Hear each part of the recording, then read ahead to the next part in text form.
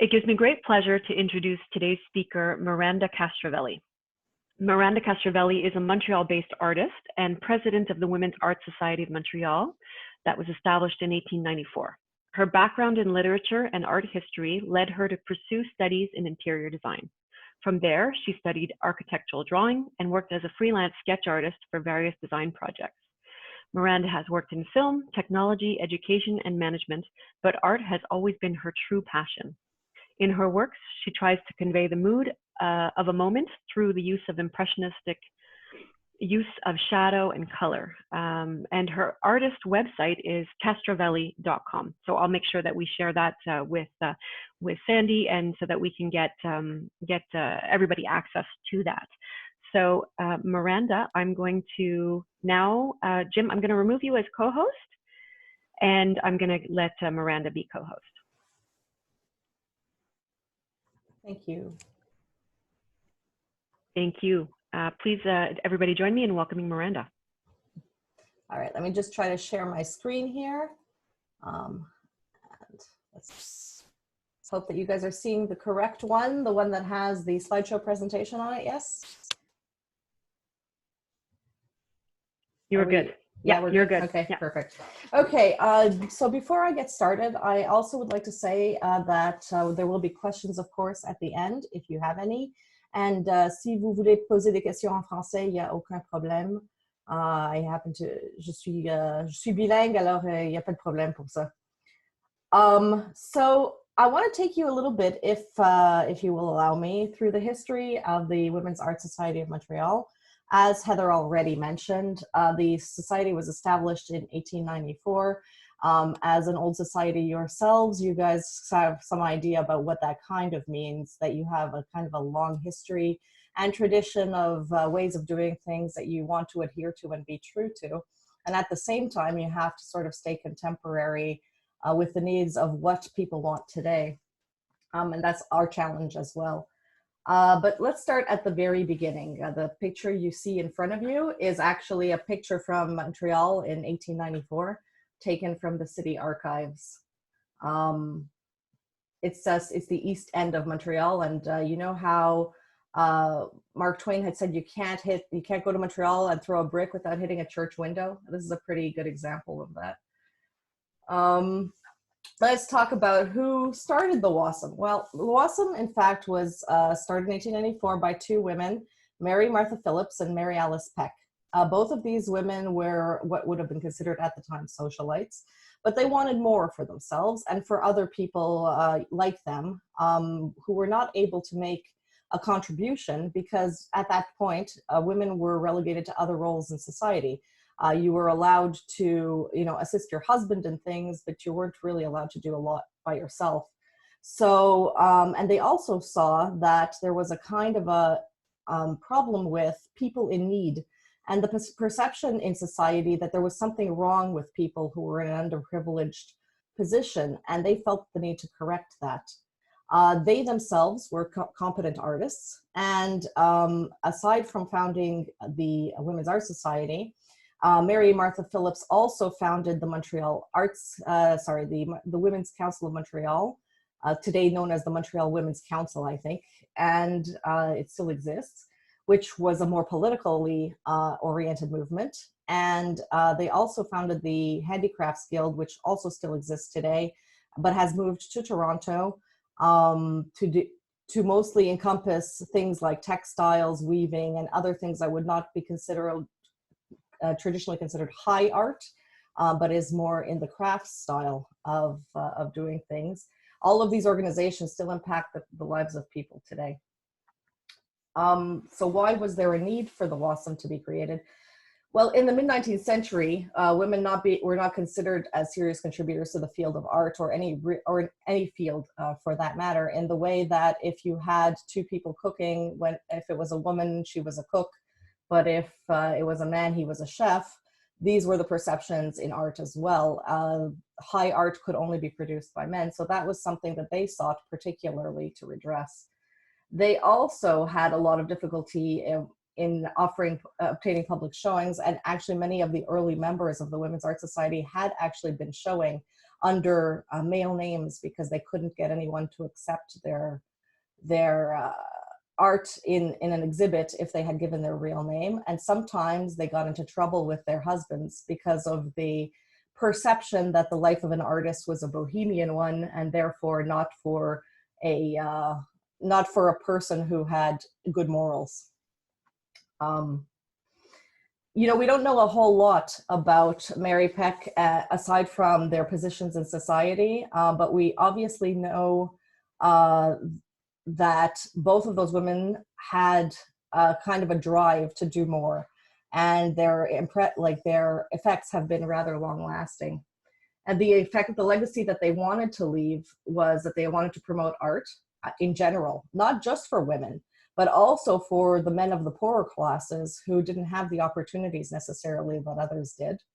They saw it as their duty to preserve the heritage that was created by these artists in a newly formed Canada, because we're talking about only a few years after Confederation, and to create income for craftspeople. In particular, as one example, during World War I, the Society, through its efforts behind the Canada's Home Front, fundraising through art sales and theatrical entertainments, and they established what was then called the Home Relief Fund, which was applied to artists at first, but eventually came to encompass a number of good causes, including veterans that came back from the war and were wounded and other things of that nature.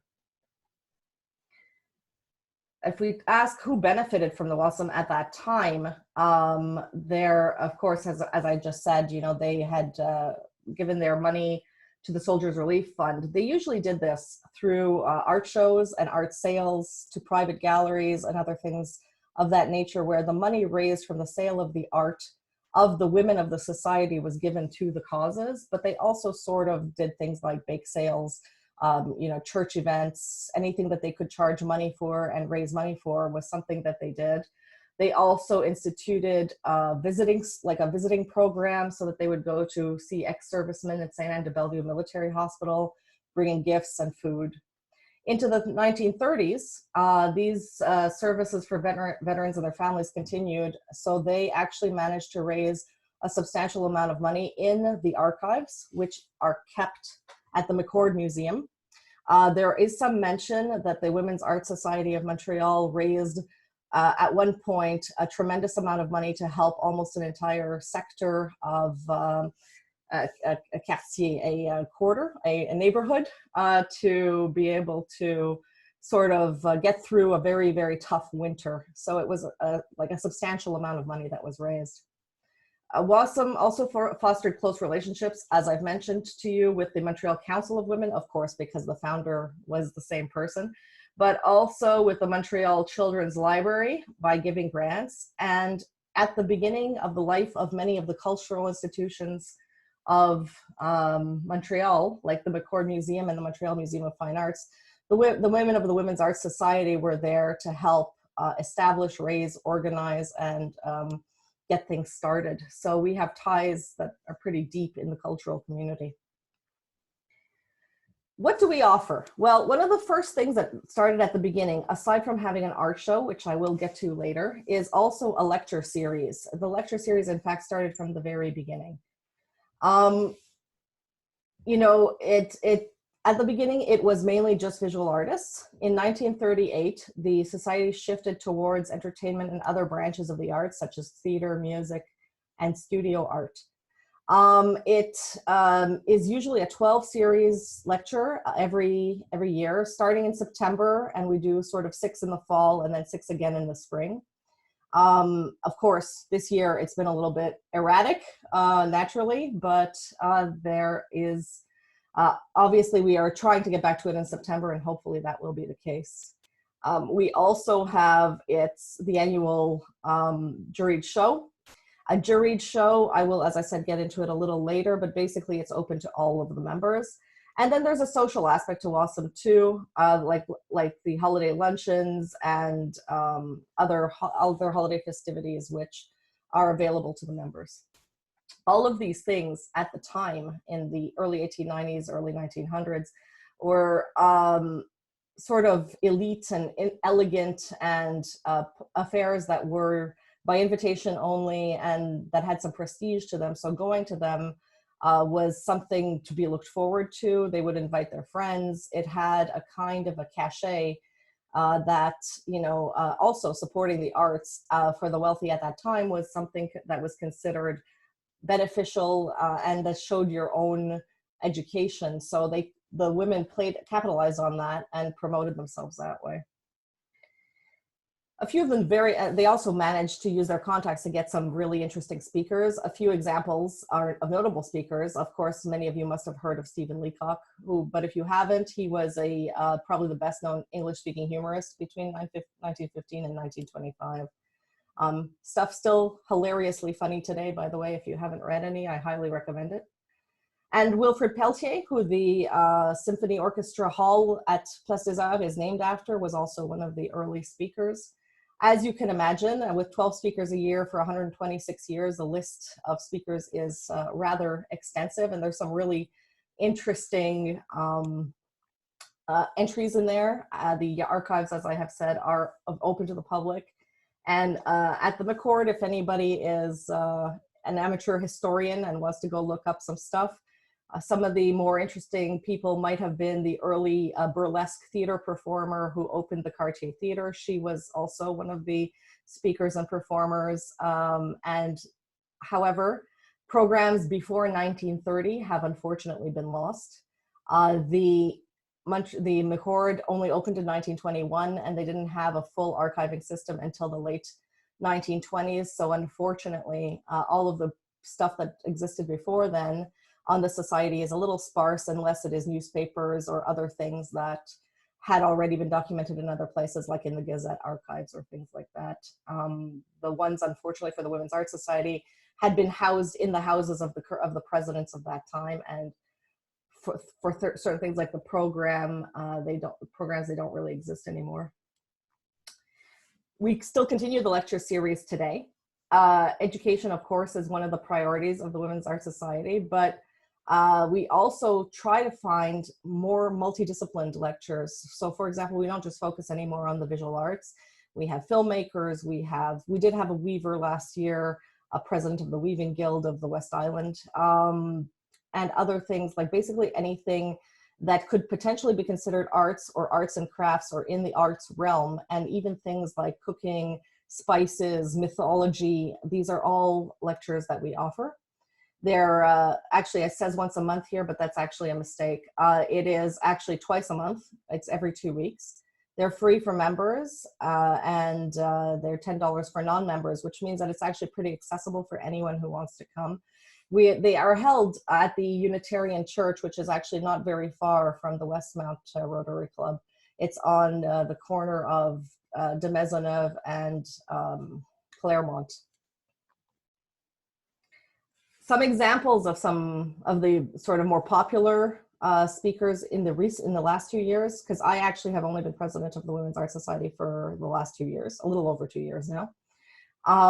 So one of the more popular ones was Gwendolyn Owens, who is actually the curator of the McGill collection, and she's also the director of the Visual Arts collection at McGill University. She kind of gave us a rundown on how exhibits are made, and we sort of got a chance to kind of get the behind the scenes of what people consider as priorities, how they research what goes into making museum exhibit, which is a kind of a peek, like behind the curtain, that I think a lot of people don't do. We always go to the museum, but we don't see necessarily what it takes to create it. And then that was sort of and she was also an excellent speaker. So, it really helped. If you've heard of Rita Briansky, she was also one of ours. Ron Williams, who was an architect and a member of the Order of Canada, who was involved in some of the large-scale constructions, like the redoing of the old port into beachfront. That was one of his projects, for example. Grace Powell, as a member of the Montreal Museum of Fine Arts, came to talk to us about their current exhibit, and so on. So I think you kind of see the thrust of where we're trying to go. We're trying to give people exposure to things that they would not necessarily have access to on their own. Like, for example, with Gwendolyn Owens, the visual arts collection is viewable by invitation only. So these are things that, because we do have connections through the art community, we can still offer to people who are our members. Today's priorities have shifted a little, and we kind of say to ourselves, onwards and upwards. So our current motto is basically support, connect, enrich, and inspire. And what does that really mean? Well, as WASM has evolved, it has gone more from a organization that deals with people who have spare time and who want to do good causes and who are just sort of hobby artists, to more professional artists. Those seem to be the bigger portion of our membership these days. So we've sort of realigned ourselves to also support the career of professional artists and to enhance the visibility of their work. We see this as a sort of a going back to the roots of promoting arts and handicrafts and other things of that nature, and allowing the myth of the starving artist to be taken down. We allow artists to connect with practical resources to help further the artist's ability to live from their art. We like to help, of course, enrich the community by collaborating on charitable initiatives and helping the most vulnerable in our society. And I will also touch upon those a little bit later. And we seek to inspire the community at large, not just artists, but anyone who might want to come and join and have a conversation with us, to talk about how art can help the dialogue of social issues, but also how it expands our own creativity and how it makes us fundamentally more human to be able to express things through art. What have we done to adapt with modernization? Well, I mean, at the risk of repeating myself, I will sort of gloss through this one a little bit quickly, but fundamentally, we try to stay true to our history while trying to evolve. As we enter our second century of activity, we are trying very hard to expand those offerings of other arts rather than just the visual arts even more. In particular, we're looking at music and theater expansions in the next little while. We are looking at, again, as I said, helping artists and craftspeople, also expanding the definition on what is considered art with today's digital media and combination medias. It's not quite just picking up a paintbrush and painting anymore. Things that are performance art, street arts, or a combination of all of these things can be things that we can help to support. And finally, our most sort of refined focus lately is their project that we call, or our project, I should say, our mission that we call Art for Good, which is really to use the art for the benefit of society and people at large. And I actually, one of the reasons that I was so happy to speak to the Rotary Club is because I find the value of service very similar to the concept of what it is that we are also trying to do. One of our major thrusts, of course, with everything that's been happening lately, to be honest, we had actually been talking about this several months before, but in light of recent events, we obviously have been given a push to make this a much more immediate priority to talk about inclusion. So, you know, while we have always accepted women in society, and we started accepting men as members of the society as well in the 1990s, it hasn't always been a very complete representation, should I say, of the of the mix-up of what society actually looks like. So this is something we're really aiming to fix. We have made some contacts with some Native organizations, with some Black organizations, and we're just at the very, very beginning of this, but it's definitely a direction in which we're trying to go. Whoops, I'm sorry. Try that again. So, you know, there is that is actually a priority today, that everybody's voice should be heard equally. It's also, we're trying to make it welcoming for everyone, men as well as women, because it is obvious that true equality is not achieved until the distinction between the sexes is effectively not relevant anymore. So you can't, you know, women can't just stay by themselves and sort of say, you know, yes, we deserve equal rights. We have to partner up with men as well, and be able to say we need to go forward into the future together. We want to welcome everyone at WASM, and we want to invite all the members of the community that have the same passion of promoting the arts and artists in Montreal. You don't need to be an artist yourself to become a member of the community. All you have to do is want to come listen to some interesting lectures about art and have an open mind. And that's about the only criteria. support the culture of inclusion of the organization, and like the arts, and have an open mind. That's really, just to sum it up again, all that we really care about. We are, of course, though, still promoting women's interests because equality has not yet been achieved, and that is something that we are still looking at. The statistics are unfortunate, that 85% of artists featured in permanent collections are white, and 87% of them are men. So it is still difficult for women, and particularly women of color, to get recognition.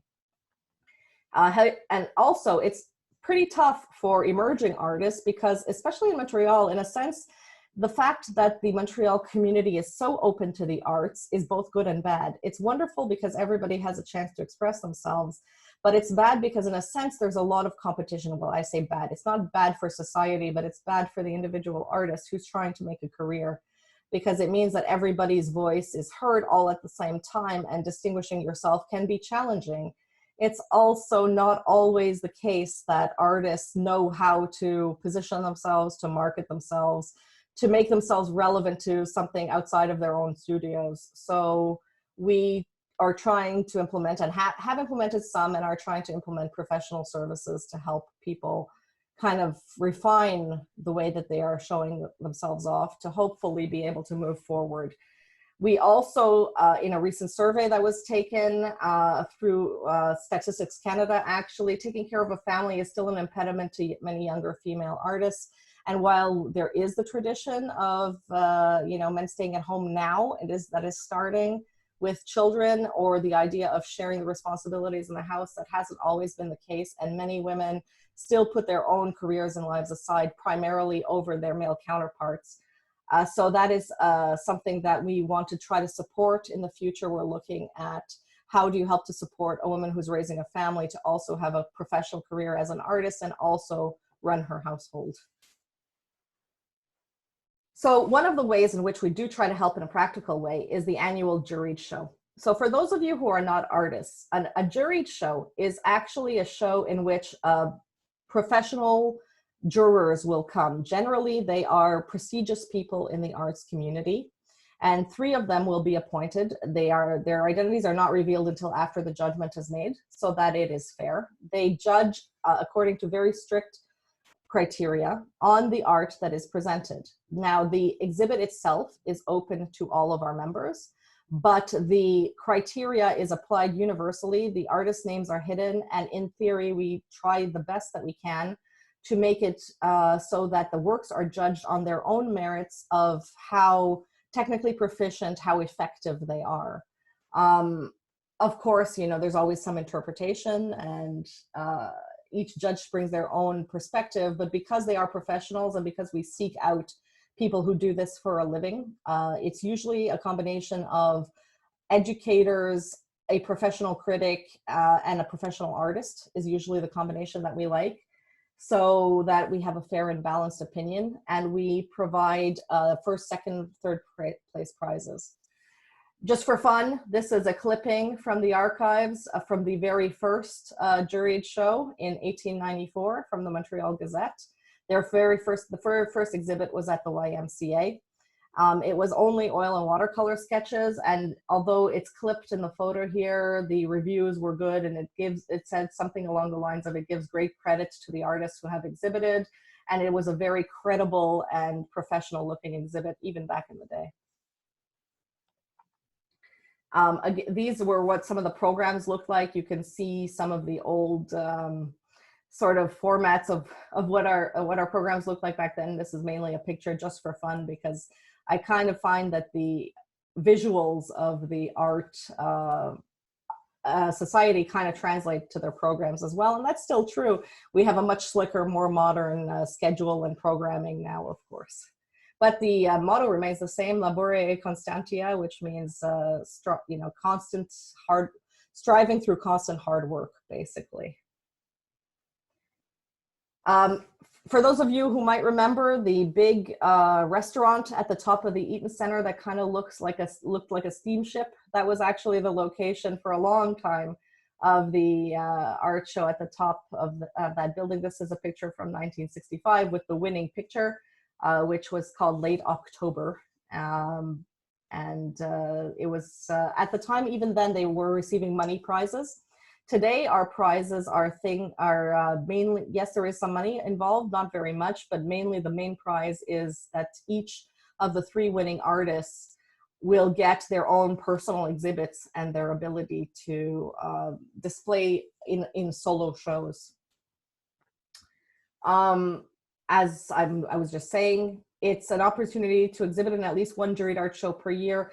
What that means is that they can put that on their CV. So for an artist, that means that they've participated in a professional level show. That is not actually that easy to get into, because juried art shows of this caliber, first of all, there aren't that many. And second of all, the ones that are usually at the national level. So you're competing with artists all across Canada, and it makes it very difficult to get in. A comparable prize show would have been the annual portrait show that is given by the Government of Canada every year, which regularly receives over 20,000 entries. Obviously, here we have a space limit. We now host our show at the Live Art Gallery, which is on Saint Denis Street. The maximum, of course, is 120 pieces, so we do cut it off for space. But in general, we manage to get at least 1 work per each member who submits. So it gives them some opportunities when they're in a juried art show to also interact with the judges. So if they've done well, interacting with a professional judge at the vernissage will allow them to get a kind of a contact of what to do next. And if they didn't do so well, they can get some feedback to try to figure out how they might improve their art. Winning artists are also given opportunities, as I said, to show their art at other venues. For example, our first place winner last year got a solo show at the Montreal Athletic Association, which of course, unfortunately, is under renovation now, so they've stopped their art program. But having a show there, she exhibited for a month. She had her own floor, basically, for all of her artwork. They allowed her to host a vernissage there and assisted her. And she got about 60 people at her vernissage, which is very good for an unknown artist. And she made a few sales, and she got a permanent client. But more important is that now she was able to put on her CV that she has had a solo show. And the Government of Canada and the Montreal Arts Council do offer money for artists. They require them to be considered quote unquote professional artists and to be able to prove that. So to have their own solo show is a way of proving that they are professional artists, which opens them up to the at least eligibility to get other support. And as I said, to then propel their career forward. So I invite you all, safety permitting, if you can, to come to this year's show at the Live Art Gallery. It's going to be from October 20th to the 26th. The gallery themselves are putting in safety measures. It's something along the lines of letting 10 people in at a time to see the show. We might not be able to have an actual vernissage this year, but I will be there, obviously, for a certain period of time, and all of that stuff will be published on our website as we get closer to the date. And it's free to enter, so please, if you have time and you feel safe, come on by. What else do we do at the Women's Arts Society? Well, while we are trying to do things for professional purposes, of course, we also have a social aspect that brings people together. The idea is that at the end of each show, or at the end of each lecture, at the end of the show, at the end of any event, really, we have food and we have drinks, because food and drinks, let's face it, bring people together. And so it's also the idea is to create a community in the art world for many people to feel connected and to share interests. There's a holiday party, of course, where people where we usually have a luncheon, usually at a culinary school, to support the culinary arts. And it's a way of people sitting down. We have prizes. It's an event. It's a fun event, in fact, and we do get quite a lot of participation in that.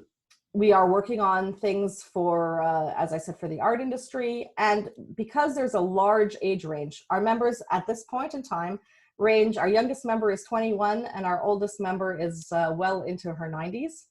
So there's a very large gap, and it's wonderful because we get perspectives from basically every strata of adult society, and we're working on mentorship programs where the more experienced people can provide their experience, their support, and their voices to those who are just entering into the profession. We also have embraced, as I said, as a more structured cause, or a more structured avenue, charitable causes. And these are just a few of the ones that we've looked at this year. We had an art for sick children program with the Shriners Hospital. That was seasonal, so we did it over the last summer, and we did one event in the Christmas season. We are looking to do it again, of course, once it's safe to do so. We collaborated with McGill's International Students Association to benefit the Right to Play charity. In this case, a bunch of our artists who, you know, make their living from their art, still managed to take a few of their pictures and just donate them for free to McGill, so that the sale of these pictures would benefit the Right to Play Foundation. In one evening, they raised $3,000, which is not nothing for a student association. And the foundation was actually really quite pleased. And as I said, like, I'm so proud of our members, because they're always very generous with their time, with their energy, with their work. They could have been selling this work on their own and making their own private money, but instead they were motivated to contribute to the cause, which was, you know, really rather wonderful. And then we had the Arts Sans Frontières, which was really going to be our big one this year, but unfortunately it was canceled due to COVID. Literally, it would have happened 2 weeks after the shutdown began. It was a real collaboration, a real partnership with Lawyers Without Borders. If you know that organization, they basically take causes in very dangerous areas, things like fighting for civil rights, fighting against municipalities to have wells built, and other things like that in third world countries. So that is and they also have local programs for people who are, you know, in areas that might be dangerous or affected by poverty here. And they use the skills of their lawyers who will work pro bono to be able to help remedy those situations. We were going to put up our art, and the sale of the art, which was estimated to be around $20,000, was going to be split half and half with the society and with the Lawyers Without Borders.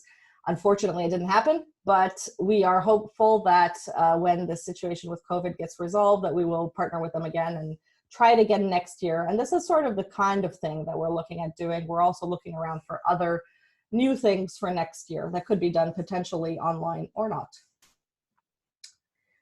We offer cultural outings, and this is also from very early in the history. This photo that you're seeing here, not great resolution, but it's from the archives, is a 1954 excursion to the Ottawa's National Gallery. That was the entirety of the membership at that time. They were around 150. Supposedly this is the entirety of the membership. I'm not sure if there are 150 people in this photo, but anyway, at the height of the Women's Art Society in the 1990s, we were 400 members. When I took over 2 years ago, we had gotten down to 70, and today we're back up to close to 300. So luckily, digital media allows us to expand basically infinitely. So there are no restrictions anymore on how many members can join or apply. So we're basically happy to take anyone who would like to support us.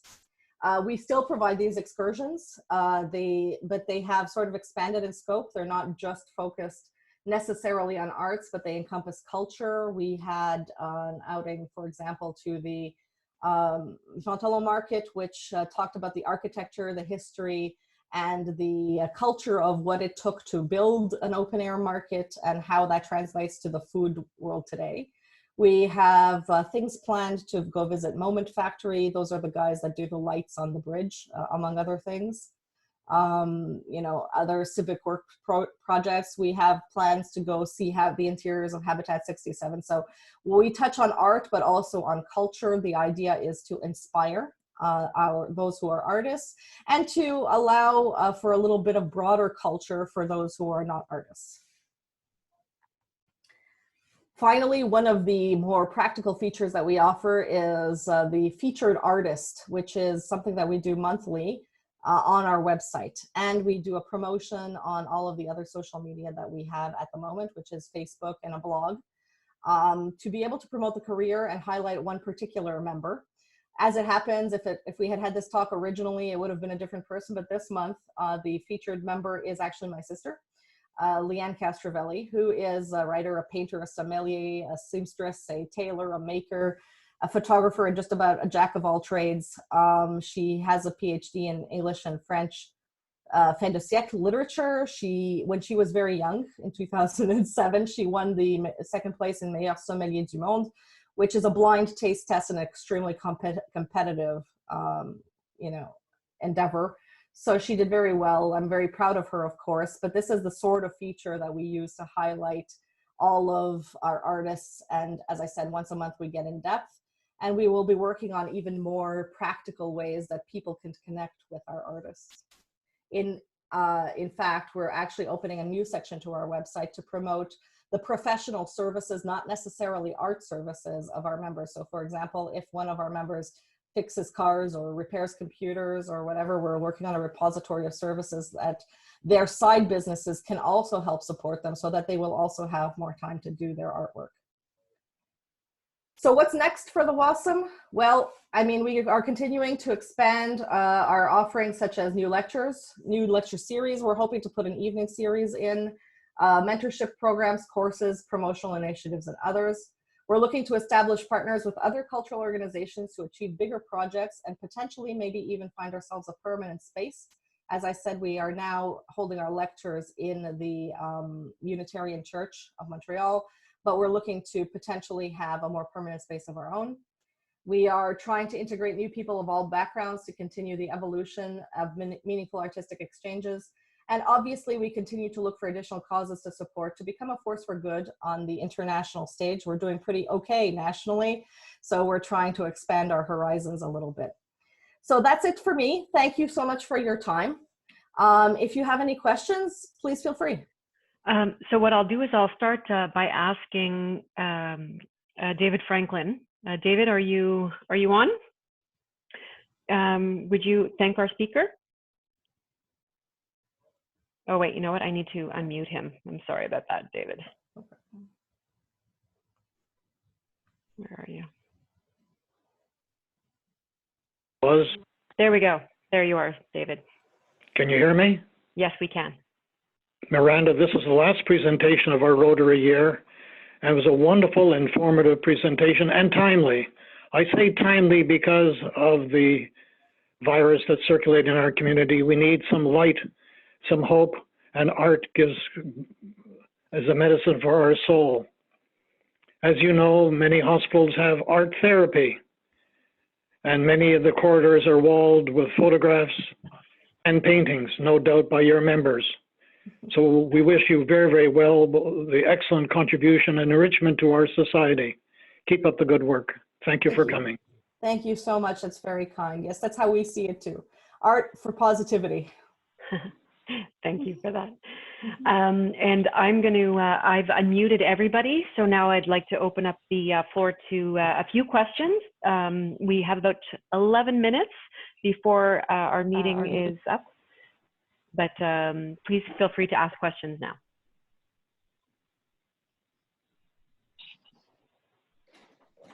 I don't have a question. I just want to thank Miranda because that was extremely informative and extremely well presented. So thank you very much. It's my pleasure. Really my pleasure.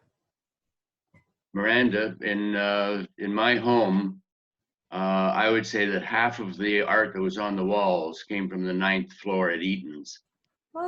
And that would be during the time that WASM was up there. How interesting. Yeah, so you probably have quite a lot of work from our members. I would imagine. Some of the, I've got 2 paintings in my house now that I got from my mother after she passed away. And I'll bet you that they come from the time that WASM was up there. If you're ever curious, we have an archivist on hand who could potentially do a little digging for you. If you have the names of the artists, I could confirm probably whether they were members or not at some point. Oh, good. I'll send something off to you then, because I have 2 of them. Cool. Thank you. Mm-hmm. Miranda, it's Malcolm Olofsson. I was at an exhibit at McGill at the library, and they had an exhibit on the Beaver Hall group of women artists in the 1920s. Were they part of the Women's Art Group of Montreal? So not exactly. Many of our members were members of both organizations. You know, at the time, things were sort of, if you were part of one group, you also had friends in the other, and therefore you often attended. So it's, yes, they were a collaborative, but not specifically the same organization. They were not linked in that way. They were linked in a more informal way, and they often